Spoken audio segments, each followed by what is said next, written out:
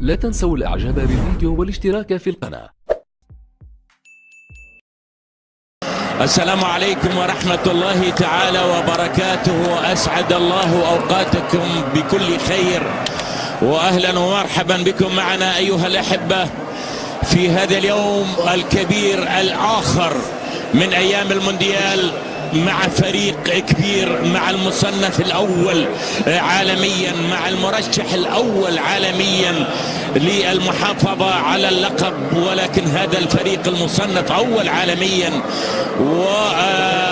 والمرشح الأول هنا في هذا المونديال أصبح يعاني بعد الخسارة الأولى والمفاجأة في نفس الوقت من المنتخب المكسيكي، وبالتالي يصل المنتخب الألماني على غير العادة. الألمان المكاين الألمانية يصلون على غير العادة إلى المباراة الثانية، وفريق تلقى خسارة. مولر يحاول كرة عرضية، الكرة متابعة الآن تيمو فيرنر بداية أولى، ضربة أولى، تسديدة رباه. ألمانيا تريد بداية طريق. رودي إلى بواتينغ بيلعب لكرة خلف المدافعين، الله متابعة، الله على المرور، الله على التقدم، الله على كرة حاول من خلالها فورسبيرغ، لكن الكرة أي كرة تصل الآن، عرضية قد تأتي، أوهو فرصة بتضيع والكرة بتروح. في اللقطة الماضية كانت المحاولة من دراكسلر في السويد للنهائي قبل أن تخسر من البرازيل، لكن الآن الوضع مختلف بالنسبة لألمانيا. تيمو فيرنر كاد، لكن عدت، لكن مرت. شوف اللقطة، هذه الأسلحة، ماركوس بيرغ الآن يتقدم الآن، مستحيلة هذه الكرة. مالوين نوير يقول الألمان هنا حامل اللقب. خطورة للألمان، التقدم أمامك وتقدم حتى المدافعين. لعبة الكرة ومباراة المكسيك ومباراة اليوم أنهم يحتاجون إلى أهداف. محاولة المنتخب السويدي الخطير السويديين.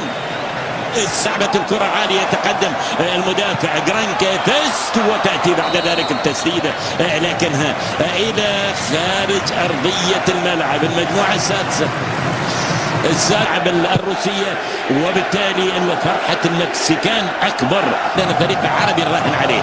كرة لعبت عالية تسقط أمام حارس مرمى المنتخب السويدي في صافرة بولندية، وبالتالي إلى الأوقات يعني الدقائق الأولى ضغط رهيب متواصل مثل بالضبط، ولا هذا لقبهم من البداية إلى النهاية. محاولة المنتخب الألماني، المدافع السويدي يحمل الكرة على المنتخب الألماني للاستفادة من الضربة الركنية اللي لعبت عالية خلال 45 مباراة دولية.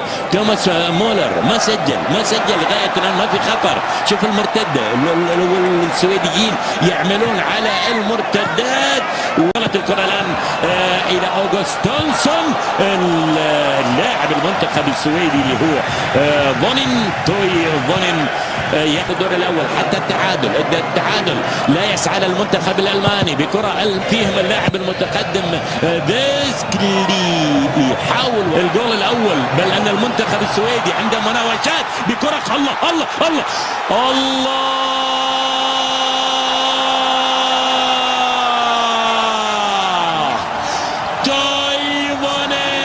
تويفونين الفنان، تويفونين الرائع في اللقطة السابقة، وبالتالي يسجل الهدف الأول لمصلحة المنتخب السويدي اللي عمله تويفونين مهاجم المنتخب السويدي. ما في لغاية الآن طارئ الغائب، لكن الآن المنتخب الألماني يعني ضربتين على الرأس، كما تقدمت على كوريا الجنوبية بهدف 1-0. تتقدم على غيب ألمانيا عن الدور الثاني.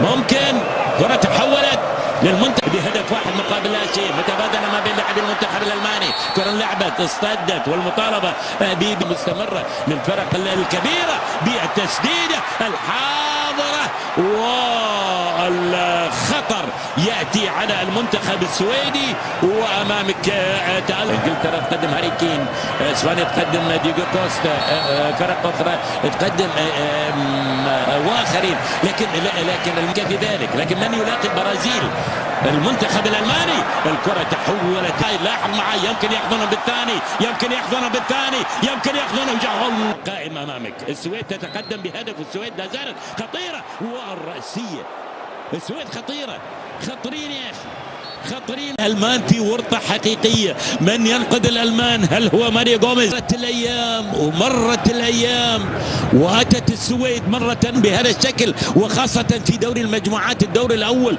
لمدة هذا الاسم يتكرر عند الألمان، والألمان وممكن الجول الأول. جول ريوز يعادل للمنتخب الألماني مع بداية الشوط الثاني. كما ذكرت، شوف الألمان لا يسقطون بسهولة، الألمان لا يسقطون بسهولة. تذكر دقائق الخطر، الدقائق الأولى الشوط الأول، وأمامك دقائق الخطر على المنتخب السويدي. الشوط الثاني يتلم من زمان السويديين ما تلقوا هدف. الآن ماركوري ألمانيا تهاجم، وممكن جول ورا جول، وممكن التسجيل الهدف الأول، وألمانيا تبحث الآن عن تسجيل الهدف الثاني. الكرة الرأسية من توماس مولر، قد ينهض كرة متقنة في الشوط الأول اللي سجل منها لاعب توي فونن الهدف الأول في المباراة. الحكم راح لكم القرار، تشوفون انتم الآن أداء منتخباتكم وتشوفون الخسائر اللي تعرضت لها للأسف الشديد فرقنا العربية، مع أن ما في شيء محسوم، المفاجآت واردة، ولكن أكيد المنتخب الألماني له وفي مرماهم هدف. ألمانيا لم تسجل إلا هدف واحد. هذه الكرة 6 نقاط الآن،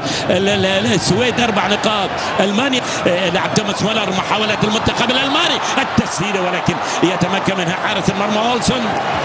الألمان المعاناة الأكبر، الألمانيين المعاناة الأكبر. الكرة الخطيرة قد وحرجة للغاية بهذه المحاولات السويدية بسهولة، لا تسقط في مثل هذه المناسبات الحرجة الصعبة بسهولة. ضمت السويد، فازت السويد على ألمانيا، وألمانيا في محاولة أخرى لكنها مرت بسلام من نفس اللاعب اللي سجل. لغاية الآن ما ابتسمت لبعض الفرق وبالذات الفرق الكبيرة المحاولات طويل القامة. أكيد توماس مولر على أساس تصل إلى اللاعب اللي يسدد. أمامك مباشرة محاولة توني كروز، لكن هي أكثر لو السويد مثلا أمامك سجلت الهدف الثاني. تقدم كبير أكيد في المنتخب الألماني، لعبت عالية، الكرة المقطوعة يصيدها حارس المرمى أولسون، وتقدم خلاص على المباراة. سجل هدف، تلقى هدف، يدافع أكثر، يعتمد على المرتدات.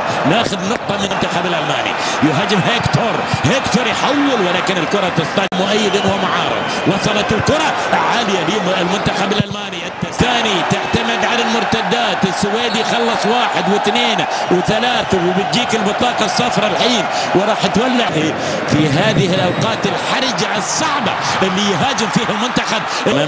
يعني مثلا، لكن ما في داعي نقول انه والله ممكن الكبار يخرجون، احنا خرجنا العرب، ممكن الكبار لا. مرة ثانية اللعبة يبعدها مدافع او لاعب. الله التسديد والقذيفه القويه اللي خارج المونديال من اليوم التعادل. ابناء العموم النمساويين على اثرها تآمروا على ربعنا، على اشقائنا، على اعزائنا الجزائريين.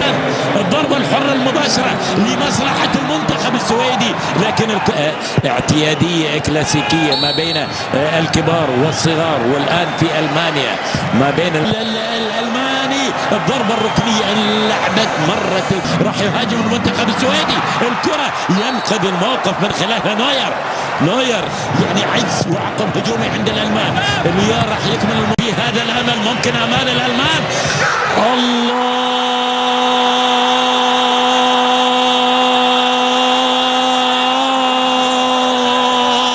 الله